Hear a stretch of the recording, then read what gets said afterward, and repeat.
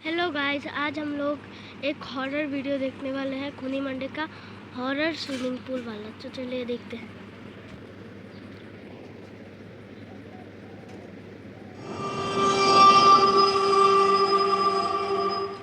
Intro ही खतरनाक है। Haunted swimming pool. Mario अपने बेटे के पैदा होने के बाद परिवार समेत गांव से शहर में आकर बस गया था। शहर में रहने के खर्चे बहुत थे, तो मारियो सुबह से लेकर देर रात तक अलग अलग जगह साफ सफाई का काम करता था। कुछ ही दिनों में उसकी एक स्विमिंग कोचिंग इंस्टीट्यूट में नई नई नौकरी लग गई थी। काम ज्यादा नहीं था, बस रात को 9-10 बजे की कोचिंग के बाद अगली सुबह 4 से 6 बजे की अर्ली मॉर्निंग कोचिंग के लिए स्विमिंग पूल को अच्छी तरह से साफ करना था। पर अपनी इस नई नौकरी की पहली रात को जो भयानक घटना मारियो के साथ होने वाली थी, उसका उसे बिल्कुल भी अंदाजा नहीं था। वो इंस्टीट्यूट अमेरिका के बेस्ट स्विमिंग इंस्टीट्यूट में से एक था। उस इंस्टीट्यूट रुको रुको गाइस, क्या आप कभी स्विमिंग पूल में गए हो? तो इस वीडियो को लाइक करना। मैं नहीं गया, लेकिन आप गए हो तो लाइक करना। में कई सारे स्विमिंग पूल्स थे, जिसमें से एक पूल नंबर 7 की ड्यूटी मारियो की थी। अपनी नौकरी के पहले दिन मारियो अपने टाइम से भी पहले पहुंच गया और कोचिंग खत्म होने का वेट करने लगा। पूल नंबर 7 में जहां सब लोग स्विमिंग कर रहे थे, वहीं मारियो को अंधेरे में एक लड़की दिखी जो बस उस पूल के एक कोने में खड़ी पानी को घूरे जा रही थी। मारियो उसे ध्यान से देख ही रहा था कि अचानक पूल का मैनेजर वहां आ गया। जब मारियो ने पलटकर उस लड़की की ओर देखा तो वहां कोई नहीं था, बल्कि वो लड़की उस पूरे पूल एरिया में कहीं नहीं दिख रही थी। मारियो को उस लड़की का अचानक 2 सेकंड में वहां से गायब हो जाना बेहद अजीब लगा। वो कुछ और सोच पाता कि उससे पहले ही मैनेजर ने मारियो को काम समझाना शुरू कर दिया। कुछ देर में कोचिंग खत्म हो गई और मारियो ने पूल की सफाई करना शुरू कर दिया। रात के करीब 12 बज रहे थे और उसके अलावा उस पूल एरिया में कोई भी नहीं था। मारियो जब सफाई करते करते थक कर पूल के दूसरे कोने तक पहुंचा तो उसे दरवाजे के पास एक परछाई दिखी। उस वक्त वहां किसी और का भी होना थोड़ा अजीब था। उसने जोर से आवाज देकर पूछा कि वहां कौन है, पर उसे कोई जवाब नहीं मिला।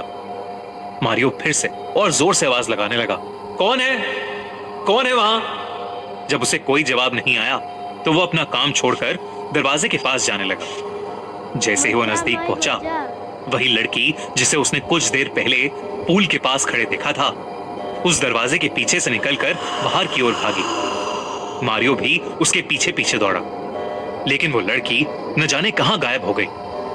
बाहर बैठा गार्ड अपनी नींद पूरी कर रहा था। मारियो उसके पास गया और उसे नींद से जगाकर उस लड़की के बारे में बताने लगा।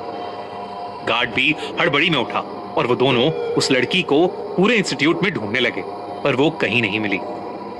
ढूंढते ढूंढते रात के 1 बज गए थे और सुबह की कोचिंग वाले स्विमर्स बस 2 ही घंटे में आना शुरू कर देते। इसलिए मारियो फटाफट अपने काम पर वापस लग गया।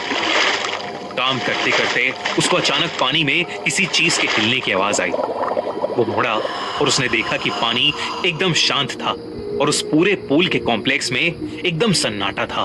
वो उस आवाज को किसी कीड़े की हरकत समझकर अपना काम करने लगा। पूल के आसपास का फर्श साफ करके वो पूल की तरफ मुड़ा और आखिरी बार ये चेक करने लगा कि पूल अच्छे से साफ हो गया है या नहीं। लेकिन जैसे ही वो पूल के पास पहुंचा और उसने पूल के अंदर देखा तो उसे पूल के नीले पानी के अंदर एक लड़की का शरीर दिखा, जो पूरी तरह से सफेद पड़ा था और उस लड़की के बाल धीरे धीरे पानी के ऊपर आ रहे थे। वो उसी लड़की का शरीर था जिसे मारियो ने कुछ देर पहले देखा था। मारियो बहुत ज्यादा डर गया। उस लड़की की लाश ऊपर आ रही थी। मारियो घबराते हुए उस लाश को निकालने के लिए पूल के करीब गया तो उस लड़की की लाश ने अचानक अपनी आंखें खोली। उस लड़की का चेहरा सफेद पड़ा था और आंखें एकदम लाल थीं।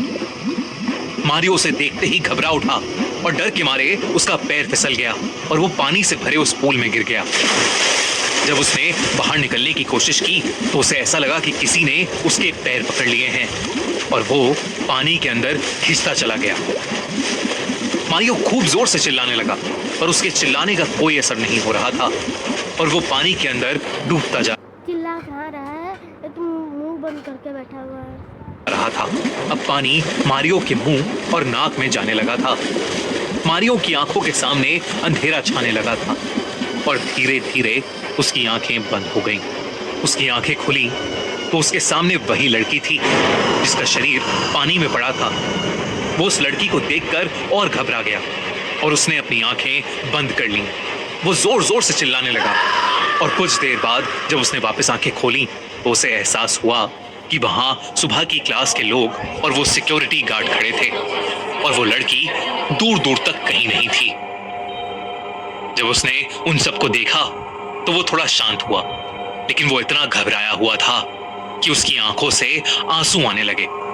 जब उसने अपने साथ हुआ पूरा किस्सा बयान किया तो उसे एक लड़का एक किनारे में ले गया और उसने मारियो को कुछ ऐसी बात बताई जिसे सुनकर मारियो की रूह कांप उठी। उसे पता चला कि करीब साल भर पहले एक 19 साल की लड़की एल्बर्टा इसी स्विमिंग पूल में डूबकर मर गई थी। एल्बर्टा उस इंस्टीट्यूट की बेस्ट स्विमर थी और वो रोज पूल नंबर 7 में रात में प्रैक्टिस करने आती थी। उस इंस्टीट्यूट की एक स्टूडेंट ने जलन में आकर एक रात एल्बर्टा के साथ शरारत करने के बहाने उसे डुबा दिया और वहां से चली गई। उस स्टूडेंट को यह नहीं पता था एल्बर्टा को उस दिन पूल के अंदर जाते ही कंकशन हो गया था, जिसकी वजह से वो पानी में बेहोश हो गई और उसकी पानी में डूबने के कारण मौत हो गई थी। ये सब सुनकर तो वो उसे मारे ना, ये गार्ड को क्यों परेशान कर रहा है? मारियो की हालत बहुत खराब हो गई। उसके साथ जो कुछ भी हुआ था वो एक आत्मा ने किया था, ये सोचकर वो अंदर से घबरा चुका था। उस लड़की का चेहरा उसके दिमाग से निकल ही नहीं रहा था, इसलिए उसने अगले ही दिन वो नौकरी छोड़ दी। उस इंसिडेंट के बाद मारियो के मन में हमेशा के लिए पानी का डर बस चुका था। उसने पूल नंबर 7 वाली नौकरी तो छोड़ दी, लेकिन उस रात के सपने उसे आज तक सोने नहीं देते और शायद आज भी एल्बर्टा की आत्मा पूल नंबर 7 में भटकती है। क्या भटकी दोस्तों 2022 में आपने हमारे podcast the horror show bye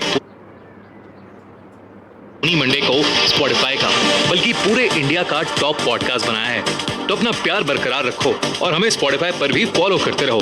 जिसने फॉलो नहीं किया वो स्पॉटिफाई पर जाओ, द हॉरर शो बाय खूनी मंडे सर्च करो और बस बेल आइकन दबाओ और सुनते जाओ हमारी दिल दहला देने वाली।